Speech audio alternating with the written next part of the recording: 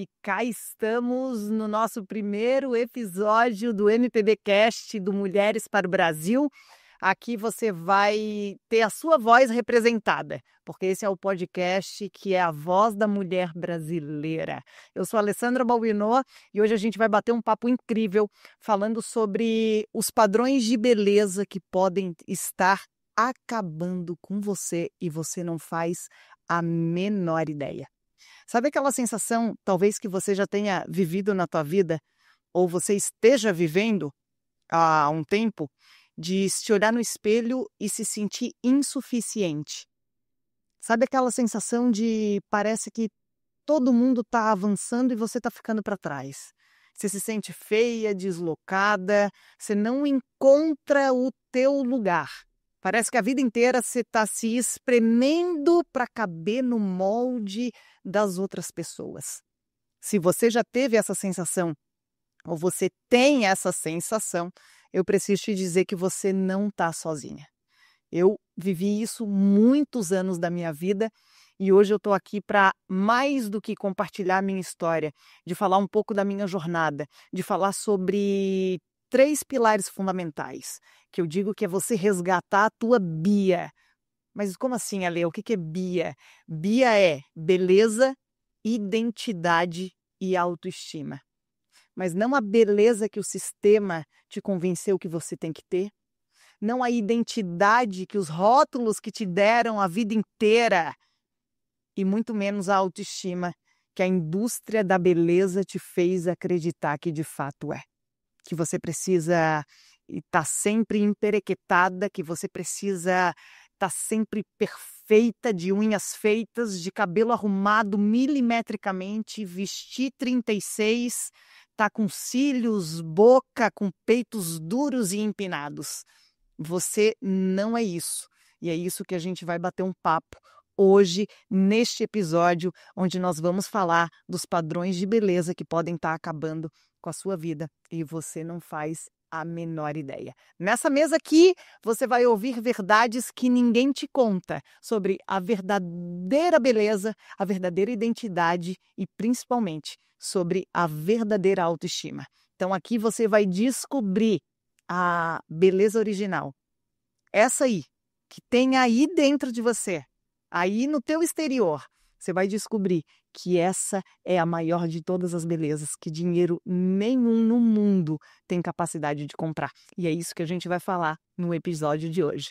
Então já aproveita e compartilha esse episódio com alguma amiga, com uma irmã, com uma colega de trabalho que você sabe que precisa ouvir isso. Já aproveita também e se inscreve aqui no canal, porque toda semana a gente vai ter um episódio novo com temas diversos para representar a voz da mulher brasileira. Vamos lá, Carol! A minha introdução ao assunto é essa. E que honra me deixar representar a voz da mulher brasileira. Isso mesmo. Eu sou a Carol Butiano, eu estou aqui para ouvir a tua história e fazer as mulheres brasileiras ouvirem a tua história, que eu conheço uma parte dela. Sim. E é muito importante que as mulheres ouçam. Sim. E a beleza, um conceito tão ligado ao universo feminino. E é por aí que eu vou começar, antes até de perguntar sobre a sua história, eu vou perguntar para você, nesse mundo moderno onde as mulheres equilibram pratos, o que é ser mulher hoje em dia, Alessandra?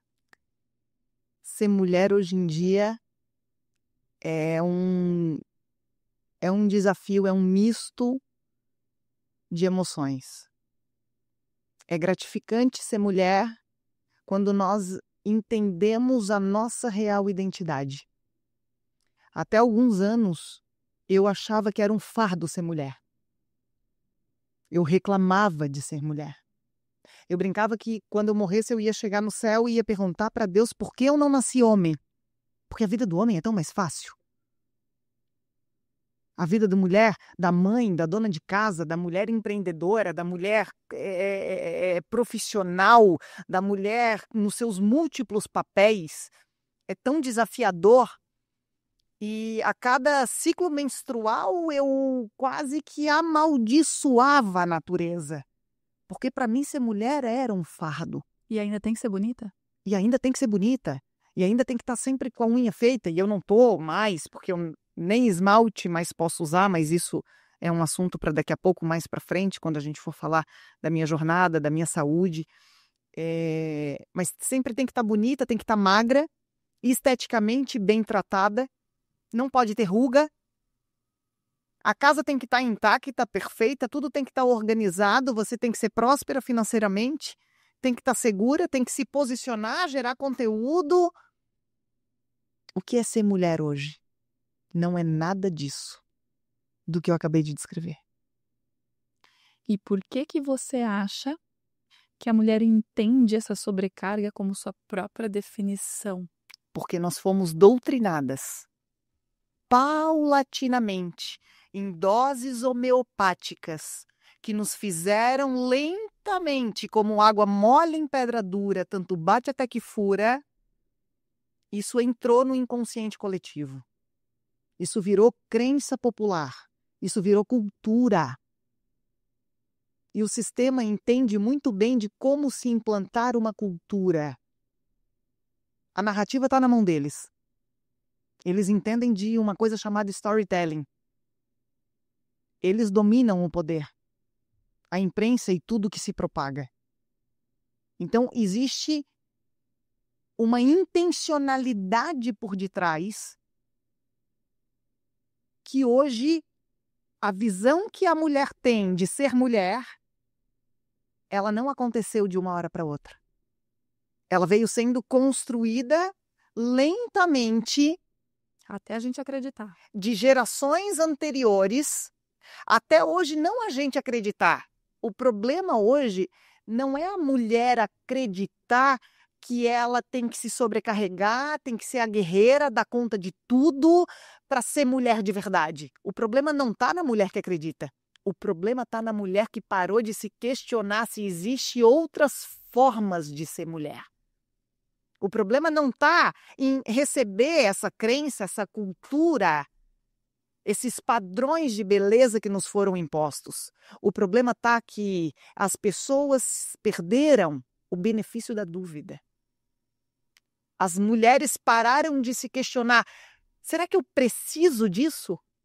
Será que eu preciso colocar 2 próteses de silicone no meu seio para eu ser mais mulher? Quem falou isso?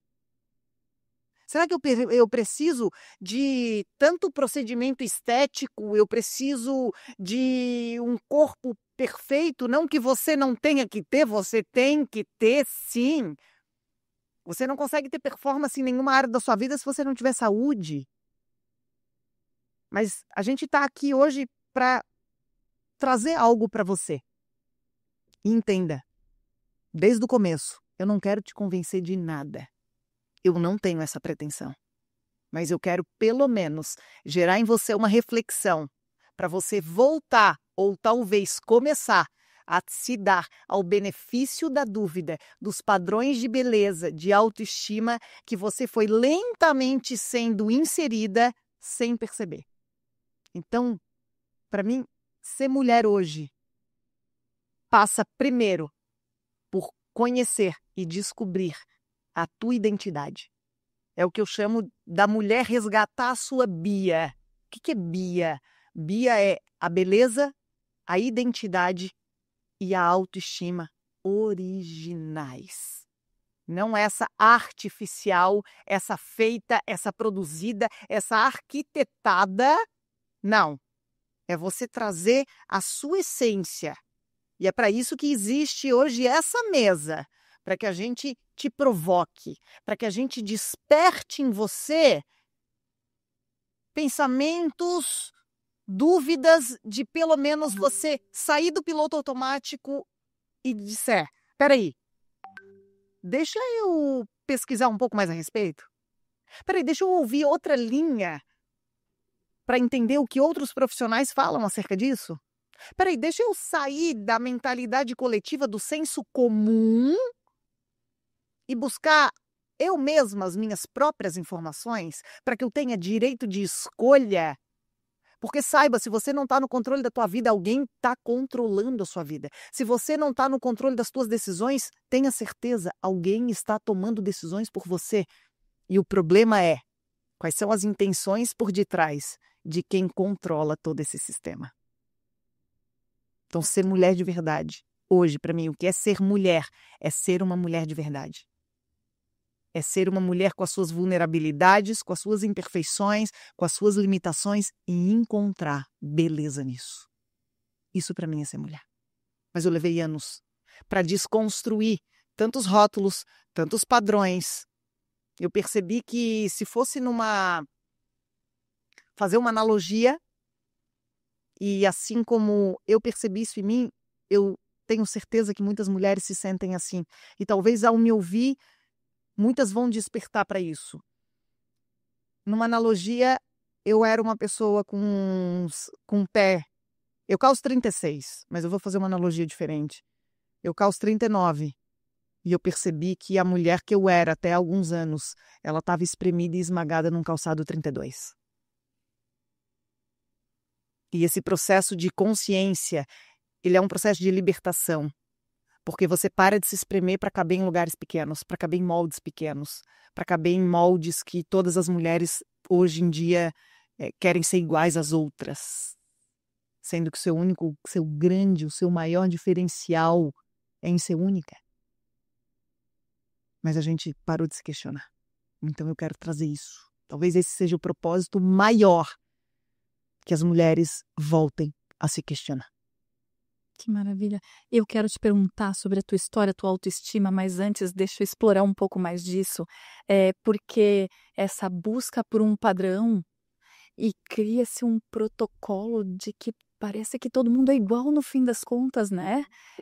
Não que a gente não deva se cuidar ou levantar a bandeira de buscar a sua melhor versão, Perfeito. mas você olha e você nota uma perda de identidade. E você faz, às vezes, o protocolo inteiro e nunca é suficiente. Exato. Nunca é suficiente. Sempre está no próximo procedimento. Sempre está na próxima técnica. Sempre está no próximo retoque. Isso eu não sou contra, absolutamente. O que eu gosto de pensar e de provocar essa reflexão é: se é uma busca insaciável por um padrão de beleza que você está buscando, talvez a resposta não esteja fora. Bem provável não está. Bem provável. Esse vazio que você tenta preencher de alguma forma, com tanto procedimento, com uma necessidade de autoaceitação, e por favor, não se sinta julgada, porque ao longo de todos os episódios e hoje, você vai conhecer um pouquinho mais da minha história. Eu sou a mulher que talvez menos julgue outras mulheres, porque eu já vivi tanta coisa na minha vida, eu já tomei tantas decisões erradas, eu aprendi com a vida muita coisa. E tem um ditado que eu gosto muito que diz que a vida é o melhor professor. Ela cobra caro, mas explica bem. E eu, em matéria de vida, reprovei alguns anos.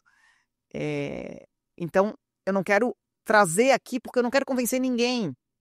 Eu quero simplesmente só botar a minha história, abrir a minha vida, abrir a minha jornada, aquilo que eu carrego, porque a nossa dor, quando guardada só para nós, ela é só sofrimento. Ela só dói. Mas quando a nossa dor ela é compartilhada com as outras pessoas, ela tem o poder de se transformar em remédio. Ela tem o poder de se transformar em cura para as outras pessoas. E ao longo de toda a minha vida, toda a minha história, eu fiz um empilhamento de problemas de saúde, de certas coisas graves, e que hoje eu sei que está no tempo de eu trazer a minha história para que a minha história possa, se fizer diferença na vida de uma única mulher, já valeu a pena. Deixa eu entrar mais na sua história, faz a gente saber um pouco mais dela. Você sempre foi bem resolvida como você é em relação à sua autoestima?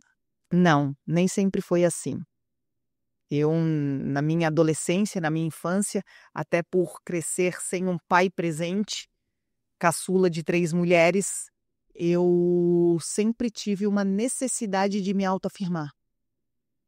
E eu sempre fui uma mulher uma adolescente cheia das convicções, cheia das verdades. Eu sabia tudo. Mas, na verdade, aquilo era um orgulho, era uma necessidade de autoafirmação da minha identidade, que eu não sabia qual era. Então, isso me acompanhou durante muito tempo, até o início da vida adulta, onde eu tive uma série de eventos, de situações que hoje, olhando para trás, eu percebo nitidamente que eu gritava em silêncio por ajuda. Eu gritava para que a minha dor fosse entendida. Só que eu mascarava isso, eu botava para baixo do tapete. Para mim era normal as pessoas se sentirem inseguras. Para mim era normal uma adolescente se sentir feia. Para mim era normal uma jovem adulta ter vergonha do seu corpo, por mais bonito que fosse, porque ele não estava alinhado aos padrões do meio social. Então, para mim era normal ter vergonha, ter insegurança, não ter autoconfiança, depender da validação e da opinião das pessoas. O meu combustível era o elogio das pessoas. Se eu não recebesse os elogios das pessoas, a validação das pessoas, tinha coisa de errado. Eu me sentia errada. Algo dentro de mim, existia uma autocondenação. E um senso de comparação absurdo. O tempo inteiro eu me comparava com outras mulheres. Então, a minha história começa numa infância onde eu não tive um pai presente, eu não tive uma figura paterna. Depois eu transiciono numa adolescência de insegurança, de muita vergonha com o meu corpo, de muito orgulho, muita necessidade de ser aceita. Então eu fiz muita coisa errada. Por quê? Porque eu queria pertencer, porque eu queria ser aceita, porque eu não queria receber a rejeição de ninguém. Então isso foi gerando em mim inseguranças que até então me pareciam ser normais. E depois eu fui descobrir que não são normais, elas são comuns. Existe uma grande diferença, né, entre ser normal e ser comum. E hoje, olhando para trás, eu percebo.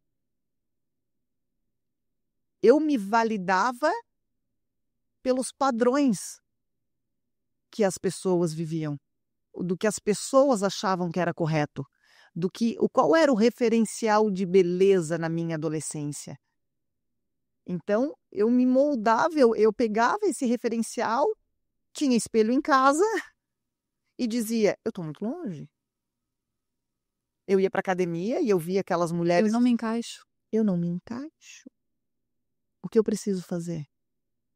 Eu calço 39, mas esse sapato é 32? O que você faz para colocar um pé num calçado menor? Você se esmaga, se espreme, fica com calo, fica com dor, sangra. Só que muitas vezes você vai ter que mutilar pedaços de você para caber naquela forma. E dói quietinha, né? E dói no silêncio. E você chora, você grita por socorro em silêncio. Mas é normal, todo mundo faz. É normal, todo mundo faz. Errada tô eu que não faço. Mas tem uma frase que eu amo que diz assim, não é porque todo mundo faz que tá certo e não é porque ninguém faz que tá errado. E aí você pegou essa insegurança, essa necessidade de se encaixar, talvez até de forma não tão consciente quanto hoje, e atribuiu ao teu padrão de beleza. Quando foi que você falou assim, não, é o silicone que vai salvar a minha imagem, a minha vida? Isso teve a ver com o lado profissional, pessoal, tudo junto? Tudo junto, principalmente pessoal. Foi um momento da minha vida em que eu tive um relacionamento bem tóxico, bem perturbado. Eu era muito jovem. E o ciclo social, porque nós somos a média das pessoas que nós mais convivemos. Exato. Então, o ciclo social do qual, na época, isso eu estou falando 17 anos atrás. Tinha 23 anos, eu vou fazer 41. Isso, eu tinha 23 anos, 22, por ali, começou a dar o boom do silicone. 2005, entre 2005 e 2010, E o ambiente que eu frequentava era um ambiente de mulheres perfeitas. Você decidiu colocar com 23 anos? Você colocou? Você decidiu antes? Demorou? Eu botei Você com pensou por muito tempo? eu botei com 23 anos, eu acho. 23 Eu sou de anos. 84, eu botei em 2007. Mas já queria ter colocado há muito tempo antes. Eu queria ter colocado um ano antes, que foi onde deu o boom no meu métier, na minha rede de relacionamento, né? Na academia que eu treinava, então, várias mulheres começaram a colocar. E mulheres esculpidas à mão. E como eu tinha um namorado na época que, com todas as artimanhas que não eram conscientes, eu acredito, Do manipulador? do manipulador, de um narcisista, aquela pressão psicológica e emocional e de elogiar mulheres na minha frente e de desejar mulheres na minha frente me fazia me sentir cada vez mais pequena, cada vez menor. Eu me sentia humilhada, mas afinal de contas, ele me fazia acreditar que ele tinha sido a melhor coisa na minha vida. Porque eu vinha de uma vida muito humilde, ele me ajudou muito. E falo dele hoje com muito carinho e com muito temor, porque ele mudou. Hoje está casado, tem filho, um bom profissional. Ele também não tinha essa maturidade. O meio que nós andávamos vivia do corpo, apenas o nosso valor estava no corpo. Então eu já tinha corpo de paniquete, com seios pequenos. E isso começou a me trazer um sentimento ainda maior de não me encaixar. Aquela forma, aquele molde, não me cabia. Engraçado. Talvez se fosse um molde de um corpo humano, eu fosse entrar e aqui na região do meu seio ficou largo. Sempre falta alguma coisa. Sempre A falta gente nunca tá alguma coisa. completa. Não, Nunca é o suficiente. nunca é o suficiente. Por que que a gente é assim? E nesse momento, então, era verão de 2026 para 27, 2006 para 7. Aquele verão já foi o auge em Jurerê Internacional das mulheres peitudas de peito duro e empinado. Naturalmente, aquilo começou a se transformar o meu ideal de beleza. Afinal de contas, eram amigas, pessoas do mesmo ciclo social. O meu namorado, na época, babava por essas mulheres. Eu queria ser aceita a qualquer custo. Ah, mas ele que mandou? Não, Mas influenciou. mas influenciou. E eu, dependente emocional, porque não tinha autoestima desenvolvida, porque não tinha minha identidade estabelecida, não sabia quem eu era, eu fui me permitindo viver aquilo. E hoje eu falo com plena consciência de alguém que entende muito de autorresponsabilidade. Eu permiti também, mas eu não fui a vítima, mas também não sou a culpada. Mas eu entendo hoje, olhando para trás, que eu achei que o meu valor estava naquilo. E até que em setembro de 2007 eu fiz a cirurgia do implante. Inclusive, eu não vou falar muito aqui, porque em breve eu estou lançando meu livro Diário de uma Explantada, onde eu vou contar todo esse relato da minha experiência com silicone, todo o meu processo de explante, de doença autoimune, de adoecimento. Mas foi justamente pelos padrões impostos que eu decidi fazer o silicone. Eu não fui atrás de conhecimento. Eu não fui atrás de saber, eu não me dei o benefício da dúvida. Eu estava certa. Eu não precisava de ninguém para tomar decisões por mim. Eu me bastava. Eu era orgulhosa o suficiente para me sentir autossuficiente.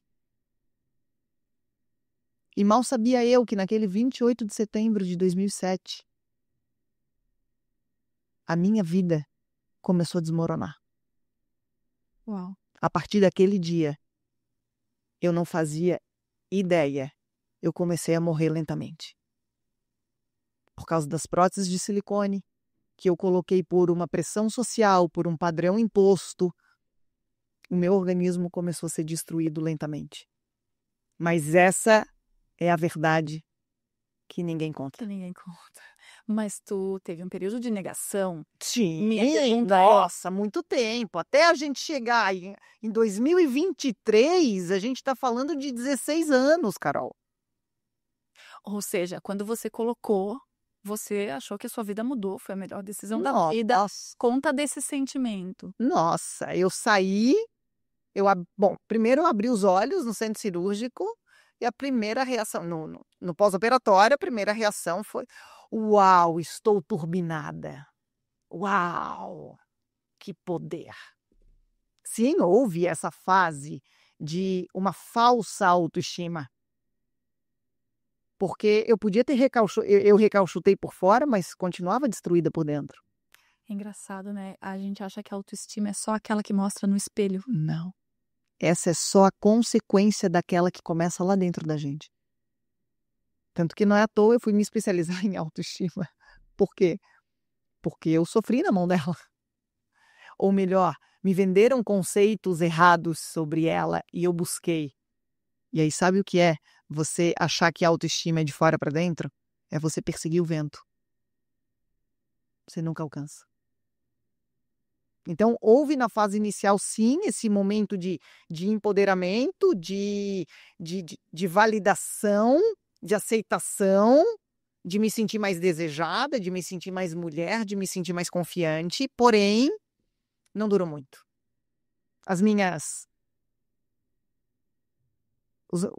Os meus medos continuaram ali, as minhas limitações continuavam ali, as minhas inseguranças lá no fundo nunca deixaram de existir. A minha crença, o meu diálogo interno sobre mim não se sustentou por muito tempo. Eu continuei me sentindo inadequada. Eu vi que o silicone não resolveu todos os problemas da minha vida, do meu relacionamento e da minha autoestima. Era isso que eu ia te perguntar. O que de fato mudou e o que não mudou? Eu acho que tu já respondeu, né? Mas mudou por um tempo muito curto até você voltar a perceber que não foi suficiente. Porque nunca é, né? Não, nunca é. E o que não mudou, me conta. Mudou por uns 2 anos. 2 anos. Onde eu só vi a parte boa. Porque eu não linkei na época, e durante 16 anos eu não fiz esse link, das inúmeras dores e problemas de saúde que eu desenvolvi meses após o implante. Quanto tempo depois? Poucos meses? Eu lembro por datas, né? Então, por fases da minha vida. Quando eu fui para a indústria. Quando eu mudei de laboratório. Então, eu consigo lembrar, porque eu faço essa associação. Quando eu comecei a ter síndrome do intestino irritável. Nunca tinha tido problema intestinal. Já em 2008 eu diagnostiquei. Ou seja, segundo semestre. Ou seja, não tinha um ano de implante. As crises de enxaqueca começaram violentas em 2009. Eu lembro que eu saí da Johnson & Johnson em abril de 2009 e entrei para a Eurofarma. Então, eu me desliguei da Johnson para entrar na Eurofarma. Eu trabalhei 10 anos na indústria farmacêutica. E nesse período de transição entre os laboratórios, eu me lembro que eu já fazia muitos exames. Eu estava fazendo na época endoscopia, colonoscopia, eu já tomava os omeprazol da vida, porque eu tinha muito refluxo. Eu já ia direto para a Unimed tomar remédio na veia, por conta de crise de enxaqueca. Eu comecei com dores articulares, mas pareciam pontas soltas. Antes do silicone você não teve nada disso? Nunca. Não tinha absolutamente nada dessas. Tinha uma dor de cabeça ou outra, normal, TPM, cólica menstrual, ok. E o que você imaginou que estava acontecendo com você? Eu não imaginava. A minha busca levou 16 anos. Indo em médicos e médicos e médicos e exames atrás de exames, e todos me diziam a mesma coisa. É estresse, é fadiga, é ansiedade. E eu dizia, mas não pode, é uma coisa atrás da outra. Não é que emendavam um problema com o outro, acumulavam um problema com o outro. A minha resistência, o meu sistema imunológico era extremamente ruim. Eu vivia doente, eu vivia com gripe, eu vivia com sinusite, dor de cabeça, esquecimento. Mas eu não conseguia fazer uma relação entre as próteses de silicone que, para mim, só tinham benefícios. Nenhum médico nunca cogitou, nem de longe, mencionar que poderia ter alguma relação. Eu fui descobrir isso, Carol, em 2023, 16 anos depois. Que verdade é essa que está tão oculta e tão escondida? Por quê? Porque a indústria fatura na nossa ignorância. A indústria lucra na ignorância de homens e mulheres que não têm acesso a esse lado obscuro da moeda.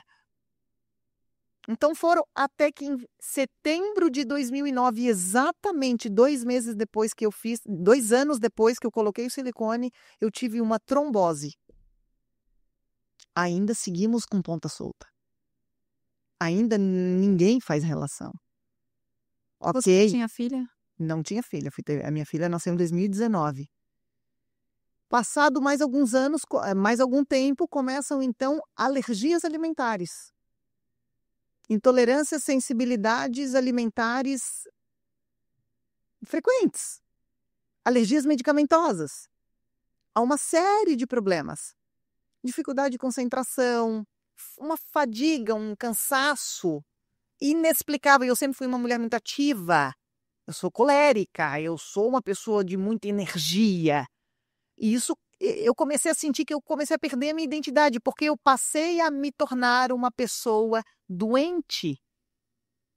E uma pessoa doente é uma pessoa chata, é uma pessoa que reclama, é uma pessoa que tem limitações, é uma pessoa que cada dia está com uma dor, é uma pessoa que só fala de remédio, é uma pessoa que só fala de exame.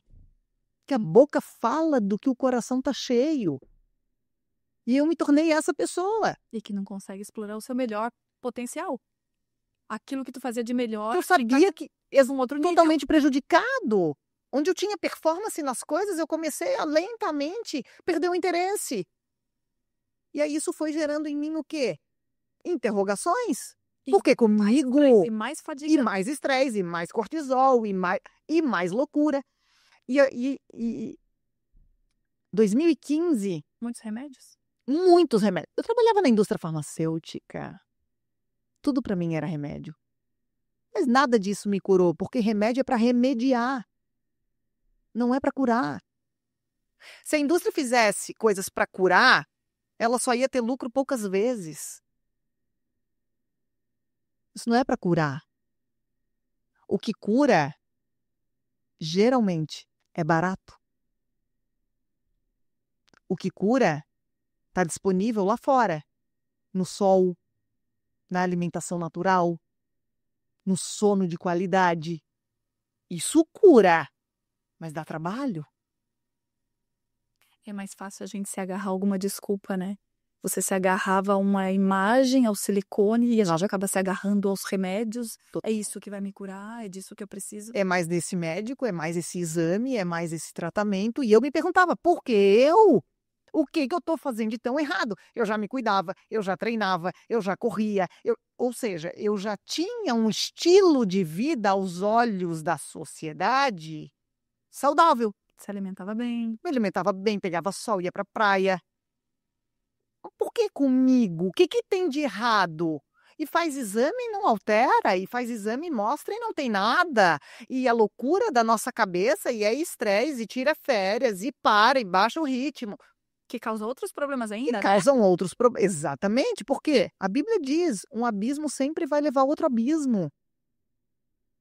Até que em 2015, dia 2 de julho de 2015, eu tive um AVC.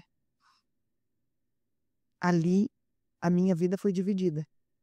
Ali eu entrei num processo de dizer, opa, peraí, 31 anos, um AVC. Tem alguma coisa errada. Tem alguma coisa muito errada. Ainda longe de atribuir ao silicone ou você já tinha suspeita? Não, mas longe. Eu ouvi falar a primeira vez da doença do silicone 21, 22. 2021 para 22, por ali, eu não me lembro exato. Minha reação? Que ridículo. Hoje a tecnologia do Imagina. silicone está muito avançada. Isso deve ser uma ou outra que já tinha uma predisposição. Isso é loucura, coisa de papo de mulher neurótica, dessas invejosa, dessas natureba. E eu ignorei completamente. E esses anos todos depois do AVC foi o meu ponto-chave, porque eu percebi, tem algo de errado, de muito errado, e eu preciso descobrir o que é. E aí foi onde a minha vida se dividiu entre aceitar passivamente a doença e a dor e me conformar com respostas rasas e vazias de médicos e profissionais que me diziam que não era nada. Eu tive o AVC, eu saio, recebo um milagre, não fico com sequela e digo, eu vou buscar por mim mesma conhecimento, porque eu vou descobrir. Alessandra, se você não tivesse uma experiência tão grave de quase morrer, talvez você estivesse conformada até hoje. Eu não estaria mais viva. Eu estou fazendo tratamento com o Dr. Laí Ribeiro, com a equipe dele, e um dos médicos, ele olhou no fundo nos meus olhos e ele disse, se desde o seu AVC de 2015, que foi quando eu decidi mudar a alimentação, buscar conhecimento, cortar o glúten, cortar o leite, cortar o açúcar, comer comida orgânica, tudo, aquele foi o marco na minha história. Eu estou fazendo 10 anos de mudança de estilo de vida. Eu comecei a dormir às 7h30 da noite. Eu mudei todas as lâmpadas brancas da minha casa. Eu tirei todo quanto é tipo de farinha da minha dieta.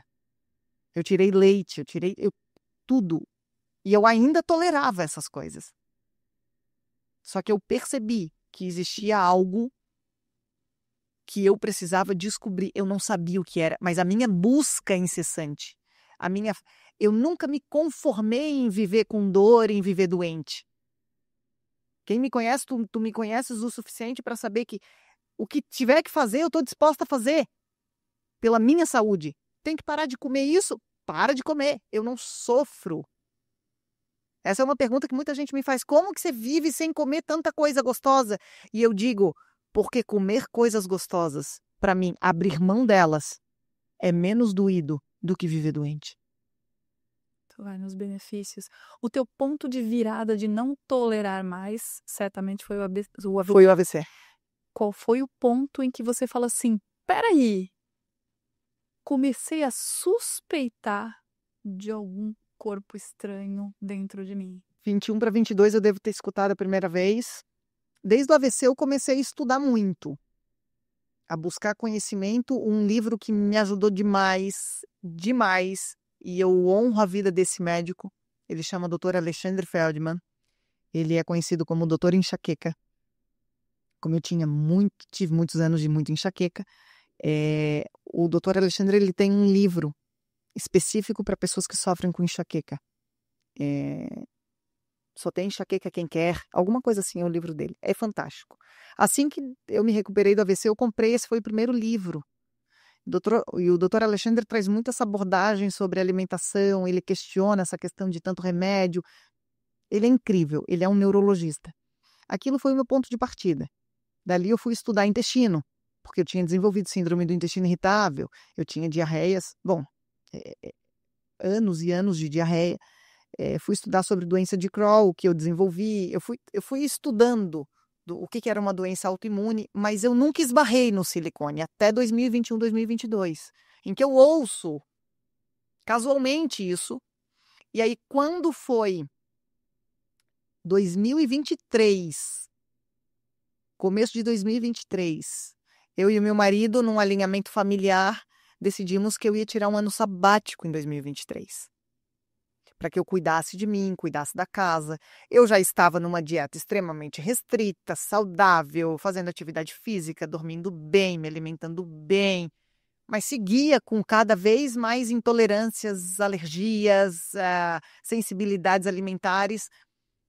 E aí eu escutei um vídeo de uma médica relatando, uma médica cirurgiã plástica, que ela tinha tido silicone, que ela tinha desenvolvido a síndrome ásia, doença do silicone. E quando eu vi ela falando de alguns dos sintomas que ela tinha desenvolvido, eu disse, ela está falando da minha história. E naquele momento, por mais difícil que tenha sido, eu disse, e se for verdade? Eu me lembro Deus, assim, testificando no meu coração sobre aquilo. Dias, uma intuição, e eu comecei a dizer para o David em 2022, eu acho que eu vou tirar o silicone. Mas eu não fazia relação. E Deus testificando no meu espírito sobre a questão do silicone. Mas eu não parei para estudar, até que eu vi esse vídeo.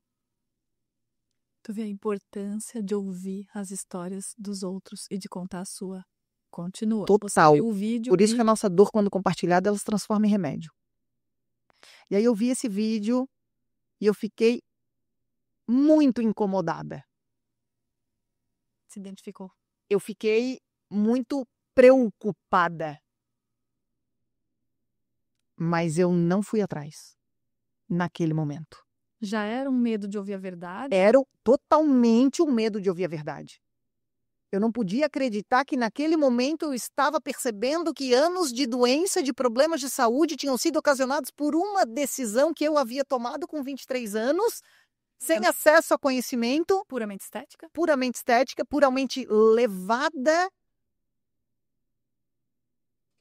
Isso talvez durou 2 dias. Esse incômodo, essa negação, essa... Não pode ser. Tem que ter outro caminho. Não pode ser. Até que eu decidi. E eu disse pro meu marido. Vai que é. Eu me dei o benefício da dúvida. E eu disse. E aí me veio um discernimento muito claro na mente. Que é esse que eu tava até falando pra Suelen agora. Você enfia uma farpa no dedo. Teu corpo inflama. E porque ele quer expulsar. Porque ele entende que é um corpo estranho. Ele não reconhece aquilo. E aí eu comecei a me questionar. Se o meu corpo reage a uma farpa, que é um pedaço de madeira, você imagina um produto com mais de 40 produtos tóxicos aqui dentro, vazando dentro do meu corpo. E quando eu fiz essa pergunta, se o meu corpo reage a uma farpa, será que ele não está reagindo ao silicone? Essa pergunta me provocou o suficiente, me trouxe o benefício da dúvida que eu precisava para dizer, eu vou ler. Porque se for, eu não aguento mais viver do jeito que eu estou vivendo. Por mais difícil que fosse naquele momento, Carol, e não ia ser tão difícil quanto continuar doente do jeito que eu estava. E eu decidi, eu vou ler. Eu precisei de, eu não vou dizer horas, de poucos minutos, menos de 1 hora, para tudo que eu li, eu gabaritava. Tudo que dizia sobre o que era síndrome ásia, eu nem sabia o que era síndrome ásia. É uma síndrome causada por objetos adjacentes, por corpos estranhos no organismo. E eu comecei a ver relatos. Estão difíceis de achar?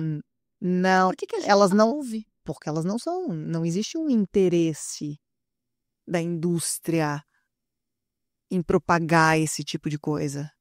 Ah, mas os estudos científicos mostram que não existe malefício. Se dá o benefício da dúvida e pergunta assim, ó, quem será que patrocinou esse estudo? E vai ver. Quem que você acha que patrocina estudo provando que margarina é mais saudável que manteiga? Quem produz margarina? Por isso que eu digo, eu não quero convencer ninguém, eu quero que as pessoas se deem ao benefício da dúvida sobre tudo. Sobre tudo. E aí foi onde, em pouco tempo, eu entendi e eu encontrei respostas para as perguntas de 16 anos. Como se eu tivesse juntado as peças do quebra-cabeça que até então eram soltas e desconectadas. AVC, trombose, síndrome do intestino irritável, síndrome do túnel do carpo, insônia, queda de cabelo. Eu acordava de madrugada, eu perdi o sono, não tinha o que fizesse eu voltar a dormir. Unha fraca, esquecimento, névoa cerebral, crise de enxaqueca, fadiga crônica, secura nos olhos, alergias alimentares, de rolo. Eu disse, peraí, quando eu fiz assim, ó, e eu peguei as peças que pareciam desconectadas, fez uma grande imagem, assim. Doença do silicone. Tua reação? Talvez lá no fundo eu já soubesse. Minha reação, sinceramente, por que que eu negligenciei uma informação que talvez 1, 2 anos passou? Por que que eu não me dei o benefício da dúvida antes? Por que eu demorei tanto? Mas eu ainda tive chance. Porque essa doença podia ter me matado. Inclusive, estou ainda em tratamento com sérios problemas de saúde em decorrência disso tudo. Mas eu consegui a tempo, e é por isso que eu hoje levanto essa bandeira. Porque talvez existam mulheres, Carol, e existe milhares no mundo sofrendo por problemas de doença que podem estar, não estou dizendo que estão ligados ao silicone, mas que podem estar ligados ao silicone, e essas mulheres não fazem a menor ideia, assim como eu levei 16 anos. Juntou as pecinhas. Juntei as peças do quebra-cabeça. Conta do explante, conta do momento da decisão, conta do momento do explante. Decidi, já era novembro de 2023, outubro. Procurei médicos aqui na nossa região, encontrei pouquíssimos. Uma amiga me indicou um que ela trabalhava na clínica dele. E fui rapidamente, marquei uma consulta e fui. E quando eu cheguei lá, eu disse para ele que eu já tinha estudado, já tinha lido bastante e que eu estava decidida a realizar o explante. E ele me perguntou por quê, quais as razões, eu falei. Ele me pareceu não ter profundo conhecimento da síndrome ásia, mas era um médico experiente, um médico muito bem conceituado e já tinha realizado vários explantes, e eu me senti segura com ele, com a condução dele, com a explicação. Ele me explicou como que seria realizada a cirurgia. Eu já tinha escutado relatos de muitas mulheres, inclusive uma das mulheres que me marcou muito foi a Renata Mens, que ela é uma brasileira que mora na Austrália. O relato dela é bem conhecido no YouTube, falando sobre o explante. Inclusive eu mandei mensagem para ela, ela me respondeu. Então, eu já tinha entendido como funcionava a cirurgia, então eu já fui sem o elemento surpresa. Eu já tinha essa consciência. Deixa eu te interromper um pouco, Vai. porque eu acho que é interessante, né? Depois você, é que nem mulher grávida, né? Você tá grávida, você anda na rua, você só foca em quem tá grávida, parece Sim, que tá todo você só vê isso, perfeito. né? E depois que você aceitou o fato de decidir explantar, você deve ter tido inseguranças em função da sua saúde, até da sua estética. Perfeito. Mas aí parece que veio um monte de gente que já passou por isso, né? Aí você descobriu que existe um mundo. Nossa, aí se descortina e se diz, que mundo que eu estava vivendo que eu não via e nem ouvia essas pessoas. E aí conversei com muitas mulheres, comecei a seguir muita página de explante, comecei a ver, né? Existia um questionamento, como vai ficar né? E eu sempre fiz a analogia com o filho dentro da barriga. A barriga estica, estica, estica, estica, tira o filho, a barriga fica, né? A pele já dilatou. Como eu iria ficar? E você não tinha mais 23 anos. Eu não tinha mais 23 anos.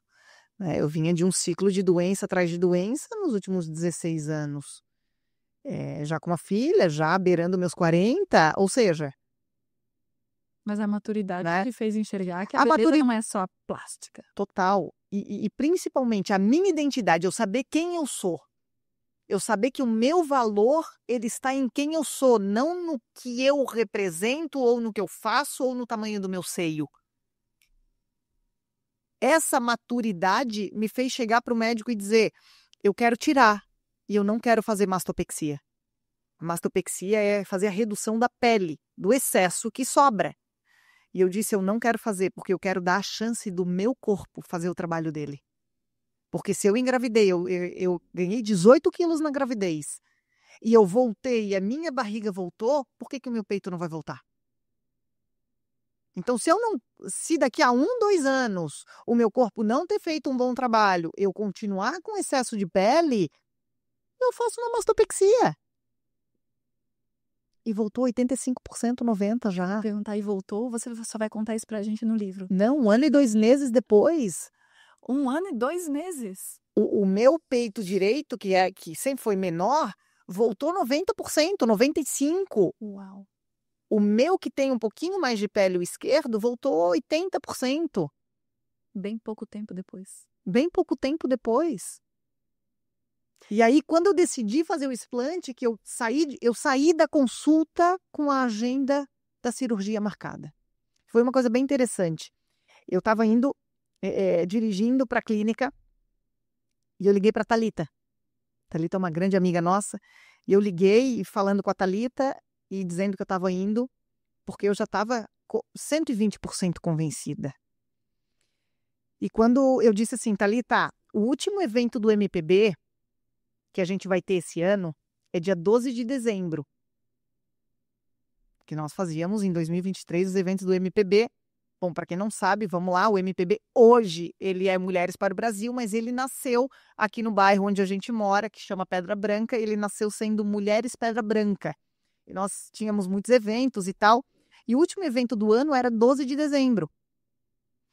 E eu liguei para a Thalita e falei, Thalita, eu estou orando e dizendo para Deus que se for para eu fazer a cirurgia ainda este ano, eu quero fazer a cirurgia dia 13 de dezembro. Porque o MPB, o último, é dia 12, eu não quero fazer tão perto do Natal e Réveillon, porque eu quero usar esse tempo de fim de ano para o meu pós-operatório. E a Thalita disse, amém, vai dar certo. Chego na consulta, o médico faz a avaliação, me explica todo o procedimento como seria, e disse, quando você quer operar? Eu disse, ele assim, eu tenho agenda para daqui a 2 semanas. Isso eu acho que era 9 de novembro. Aí eu disse, não, precisa ser em dezembro. Aí a secretária dele olha para mim e diz assim, em dezembro o doutor só tem mais um horário, às 7 da manhã do dia 13 de dezembro. Nossa, exatamente quando você quer. E eu não sabia nem o preço, eu disse. Esse horário é meu. É meu. Eu tinha orado para Deus, dito, Deus, eu vou fazer se tiver dia 13. Então eu saí de lá com a decisão marcada, entrei na parte de todo o levantamento de exames pré-operatórios, normal. Comecei a escrever meu livro, inclusive nesse momento Deus me deu um sonho, e vou para a cirurgia. Vou para a cirurgia completamente tranquila e com zero medo. Aí você diz, mas você não estava preocupada com a estética? De verdade, eu estava preocupada com a minha vida. Eu estava preocupada com a minha saúde. A estética foi a última coisa que eu pensei. A decisão de colocar foi estética. A decisão Total. De foi eu prefiro me manter viva, talvez com um peito menor, murcho, do que ser enterrada com peitão. De que me valeria me manter ainda peituda? E aí, lógico, a preocupação é, e o marido? Uhum. Né? Como foi pro David? O David é um parceiro da vida, é o grande amor da minha vida. Eu me lembro que ele falou assim pra mim, brincando, e a gente brinca até hoje, e eu me emociono porque ele disse assim, a minha fruta preferida até hoje era melão. Mas se o teu peito ficar feio, vai virar uva passa, a minha fruta preferida. E eu dei risada porque eu disse... Lindo. E ele sempre me incentivou, sempre me encorajou. Eu sei que muita mulher que vai ouvir isso, talvez já despertou para o explante e que o marido não apoia. Olha a comparação que você está fazendo, Alessandra. A sua decisão de colocar o silicone foi por uma pressão da sociedade, estética, e incentivada, diretamente, inclusive, por um parceiro, um marido, um namorado. Companheiro, alguém. Porque ele ia gostar mais ou ele admirar outras mulheres. Ia agradar ele. Isso numa ponta.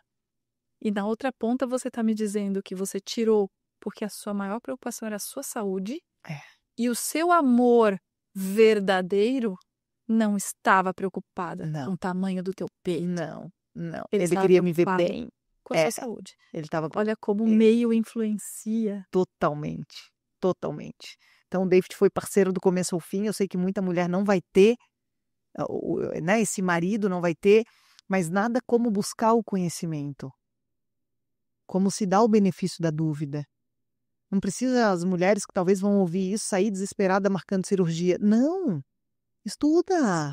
Vai atrás de conhecimento, se questiona, ouve relatos de outras mulheres, planeja com calma, sem loucura, sem sair desenfreado, enlouquecendo todo mundo à tua volta, Se abre né? possibilidades, né? Se Aí abre você tirou. possibilidades. Você sentiu algum benefício imediato? Ai, senti. Eu consegui respirar fundo e encher os meus pulmões. Dia do explante, na hora que Na hora do pós-cirúrgico lá da sala de recuperação, eu me lembro que eu botei a mão. Igual quando eu botei o implante que eu senti o peitão, eu senti assim, muito apertado, com faixa, naqueles, sei lá como é que chama, aquelas fitas lá. E eu, nossa, parecia que eu tava com mangueira de oxigênio. E aí tava passando uma enfermeira e ela disse: Ai, como você tá, Alessandra? E eu disse: Nossa, eu tô no oxigênio. E ela riu, porque essa é uma reação comum para as mulheres que fazem explante. Nós voltamos a ter capacidade respiratória que perdemos e não percebemos. Aliás, eu percebi, eu fiquei um mês sofrendo, angustiada, eu não respirava, eu ficava desesperada. Só que com o tempo, o nosso organismo ele foi programado para se adaptar a tudo. Então eu fui perdendo a capacidade respiratória, que eu só percebi como eu respirava mal quando eu tirei o silicone. Esse foi o benefício que eu consegui encher os meus pulmões. Eu só queria respirar. Ai, e oxigenar minha mente, ter mais clareza no meu pensamento. 2 dias depois eu tinha feito uma foto, acho que no dia anterior à cirurgia, do meu rosto, da coloração do meu rosto, e 2 dias depois, tu te lembra? Eu postei no mesmo grau de iluminação, no mesmo lugar, no mesmo ângulo, com a mesma câmera, a diferença de tonalidade da minha pele. E ao longo das semanas eu fui sentindo melhora. Tu fosse uma aqui, né? eu sou testemunha, eu te vi. Trocasse muito curativo meu, né? Maravilhosa. Cuidasse muito de mim, tu e a Thalita. Então, tu viu esse processo, esse acompanhamento, né? O dreno, tudo aquilo. E eu fui melhorando. E aí, acredito que isso vai ficar papo para um outro episódio para falar sobre o meu pós-explante, Certo, certo. né? Eu vou pegar esse gancho daqui Tá, e vou pedir para você explorar mais o assunto da autoestima, tá. tá? Porque a gente está falando aqui de benefícios que interferem na vida inteira. Respirar melhor, em calcular o tamanho do benefício disso, e até mesmo para o seu desempenho, para a Pra sua minha performance, porque até o seu cérebro funcionou melhor, além de você desfocar da doença, Total. né? Fala um pouco mais sobre a Bia, sobre esse conceito. A Bia é alguém que eu descobri que toda mulher precisa resgatar, que é a sua beleza, a sua identidade e a sua autoestima. Mas não qualquer beleza, não segundo os padrões desse mundo, não a identidade que nos foi criada intencionalmente e arquitetada pelas grandes indústrias, e nem essa autoestima rasa e superficial que nos é vendida, de achar que você só vai ter autoestima se você estiver esteticamente perfeita. A autoestima, ela é de dentro para fora. Mas muita mulher diz, mas botei silicone e resolveu meu problema de autoestima. Pode até ser por um tempo, mas se você não ama quem você é do jeito que Deus te fez para ser, você não vai se amar com silicone nem sem silicone. Se você não se aceita, não vê valor em quem você é, despeitada, talvez que esse é o termo que muita mulher usa, você não vai ver valor em quem você é com peitão. Porque isso é um diálogo interno, isso é um padrão mental. Isso não é comportamental. A autoestima não é comportamental. A autoestima é um padrão mental. De eu saber, de eu ver quem eu sou na minha real identidade, independente do meu carro, da minha casa, da minha conta bancária, do meu corpo, qual o valor que eu tenho. Eu amo ser quem eu sou. Se você não se ama com peito pequeno, desculpa, você não vai se amar de peito grande. Você vai gostar um pouco mais, talvez. Por quê? Porque a crença que você tem é que você vai ter mais valor de peitão. Mas assim como essa crença foi construída na tua mente, ela também pode ser desconstruída. Você também pode voltar ao se dar o questionamento, ao benefício da dúvida. Talvez muitas mulheres aqui estão nos ouvindo que estão planejando, desejam e sonham botar silicone. Mas o interessante é que as nossas avós, nenhuma sonhou com isso, porque não tinha. Eu vou te perguntar para você dar um conselho, mas não para essas mulheres. Tá. Porque eu acho que a mensagem para elas já está bem clara de vai estudar, vai se dar o benefício da dúvida. Vai se conhecer, né? Mas o conselho para você mesma, o que você falaria para a Alessandra de 10 anos atrás ou até de antes de colocar o De silicone? 17 anos atrás, o que eu falaria? Eu diria, Alessandra, estuda. Se dá o benefício da dúvida. Vai atrás de informações sem ideologias, sem interesses comerciais. Busca informação, toma decisão por você mesma. Seu valor não está nisso. Isso não vai resolver os problemas da tua vida. Inclusive vai te trazer vários inúmeros, a ponto de quase te levar à morte. Não se amolde nos padrões dos outros. Descubra primeiro quem você é. Descubra a tua identidade, o valor que você tem, o que Deus te fez para ser. A Bíblia diz que você é templo do Espírito Santo. Descubra o seu valor primeiro. E depois disso, quando você entender exatamente os malefícios, os riscos, não só os benefícios, mas você entender quem você é, o valor que você tem, o que você nasceu para fazer. Depois que você entender que autoestima não é de fora para dentro, é de dentro para fora. Se ainda assim você quiser optar por colocar silicone, mas bem provável. Se você fizer pelo menos uma ou duas dessas coisas, você mesma vai se convencer que não é a melhor decisão. Que não vai resolver os problemas da tua vida. Que vão te trazer outros inúmeros problemas. Se ame. Aprenda a gostar de quem você é do jeito que Deus te fez. Não que você não tenha que melhorar, se cuidar, emagrecer. Lógico que sim. Mas botar silicone não é garantia de amor próprio. É garantia de validação das outras pessoas. Ah, mas tem casos e casos. Tem mulheres que tiraram a mama completa. Tem. Ainda assim, eu não posso falar porque eu nunca fiz. Eu não julgo quem faça. Mas ainda assim, entenda dos riscos e do outro lado da fatia que não te falam para que você esteja preparada. Porque só a verdade liberta. Só a verdade liberta. Não é eu que vou libertar um monte de mulher, não é a minha história que vai libertar. É a verdade. A verdade nua e crua, que dói, mas liberta. Aí eu falo uma frase de Santa Teresa d'Ávila que me marca muito, que ela diz que é justo que muito custe aquilo que muito vale. A verdade vale muito, por isso que ela custa tanto. Muito bom. Estamos nos encaminhando para o final, mas eu ainda quero te perguntar, resumidamente, ainda que a mensagem esteja clara, mas é porque é importante marcar. Você tem um antes e depois sensacional. Como, de que forma, se é que você consegue resumir isso, essa tua jornada, a tua decisão, a tua autoestima, estamos falando de autoestima? Sim.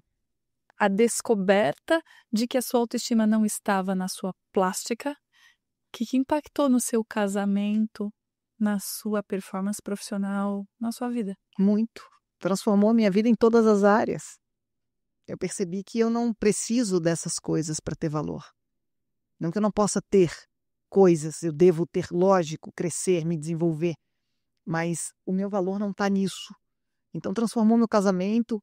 Eu só posso dar ao outro aquilo que eu tenho para mim. Porque qualquer coisa vezes zero é zero. Se eu não tenho amor próprio, eu não posso amar o próximo. Olha, eu tô com bem pouquinho gole de água aqui, quer ver? Eu não tenho mais água aqui dentro. Eu não consigo matar a tua sede. Eu tomei o último gole que tinha. Agora, se eu ficar com sede, eu e tu vamos morrer de sede. Mas se eu tiver água suficiente aqui dentro, eu vou conseguir matar a minha sede e a tua. Se eu tiver muita água aqui dentro, transbordando, eu mato a minha sede, a tua e a do Juan. Se tiver mais água ainda, eu mato a minha sede, a tua e do seu Hélio, a do Juan, da Suelen e do Bruno. Tu leva para casa. Aí tu enche a tua caneca. E aí tu ama aqueles que estão lá, que são os teus próximos. Então mudou tudo. Isso aqui só existe hoje porque hoje eu quero transbordar aquilo que eu carrego, porque eu sei quem eu sou. Isso não tá mais na mão da indústria, do sistema ou da opinião das pessoas. Hoje eu sei quem eu sou. Ah, você se acha, Alessandra? Não, eu passei da fase de me achar. Hoje eu já tenho certeza. Incrível, amiga. Fique à vontade para deixar a sua mensagem final, mas não esqueça de falar como que as mulheres podem continuar essa conversa com você. Ok. Me seguindo no Instagram, @lebalbinot, balbinote com temudo. Seguindo, se cadastrando, se inscrevendo no canal do YouTube. Mas eu quero em especial pedir que, se esse podcast falou com alguma mulher, que ela me mande um direct no meu Instagram e me diga o que mais fez sentido para ela.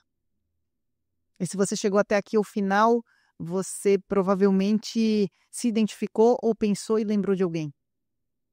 Manda esse vídeo para ela, para que ela possa também, assim como você, ouvir tudo isso e talvez experimentar do benefício da dúvida.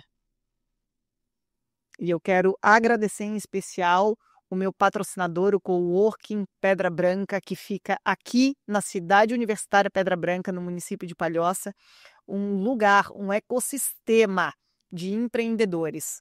Um lugar preparado para receber você que é empresário, você que é empreendedor, que você queira fazer o teu evento, estabelecer a tua empresa, trazer a tua equipe para cá. Nós temos um ecossistema completo de uma gama de empresas e empresários que aqui convivem diariamente, fazendo networking, conexões e grandes negócios. Inclusive, nós estamos lançando um coworking somente para mulheres aqui no Coworking Pedra Branca. E se você é mulher e é aqui da Palhoça, da região da Pedra Branca, do município de Palhoça, você está convidada a vir aqui conhecer o nosso espaço e se conectar com outras empreendedoras, com outras mulheres de sucesso, porque nós somos a média das pessoas que nós mais convivemos. Então, se você quer mudar os teus resultados na vida, e se você me permite, você precisa de 5 coisas, 4 anteriores ao resultado. Você precisa frequentar novos lugares. Depois de novos lugares vão te conectar novas pessoas vão te trazer novas ideias vão te trazer novas ações e novas ações vão te trazer novos resultados. E aqui o Coworking Pedra Branca, ele é um novo ambiente para você se conectar com novas pessoas, onde você vai ser extremamente bem atendida e você vai estar tudo pronto para receber você. Você chega, abre teu computador, trabalha e vai ser um prazer e uma alegria receber você que é empresário, que é empresária, empreendedora aqui da região de Palhoça. Muito obrigada ao seu Hélio Cerqueira Júnior por proporcionar esse podcast e fazer com que a voz da mulher brasileira chegue aí. Só Deus sabe aonde que vai chegar, né, Carol? Alessandra, estamos ansiosamente aguardando o seu livro. Obrigada por compartilhar. Breve. Você é incrível. Obrigada. Um beijo. Até o próximo episódio.